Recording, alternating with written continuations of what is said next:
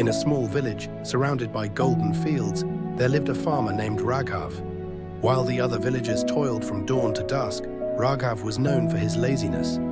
He spent most of his days lying under the shade of a large banyan tree, watching the clouds drift by. "Why work so hard when the sun is so hot?" Raghav would say. "There's always tomorrow." His wife, Mira, grew weary of his excuses. The crops in their field withered, the soil dried up, and hunger crept closer with each passing day. Still, Raghav remained unmoved. One morning, Mira handed him a small sack of seeds. "These seeds hold your future," she said. "If you do nothing, nothing will grow.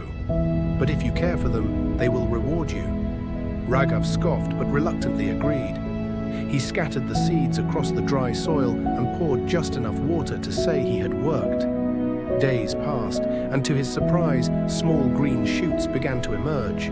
But the sun grew harsher, and the young plants wilted. Mira reminded him, "The seeds are like your efforts. They need consistent care. You can't stop halfway." Reluctantly, Raghav began to water the field daily. With each passing day, he saw the plants regain strength. As the crops grew, so did his determination. The joy of seeing his labor bear fruit filled his heart. When harvest time arrived, Raghav stood proudly before his golden field. The villagers, who had once mocked his laziness, now admired his dedication. He realized that the hardest step was simply starting. But once he did, persistence became his greatest strength. From that day on, Raghav no longer feared hard work. He understood that overcoming laziness wasn't about sudden bursts of effort, but about steady, consistent action. Moral of the story: small steps lead to big changes. Progress begins when you take the first step, no matter how small. Consistency is key.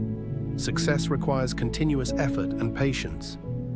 Growth comes from action. Dreams become reality only when you put in the work. Let go of laziness.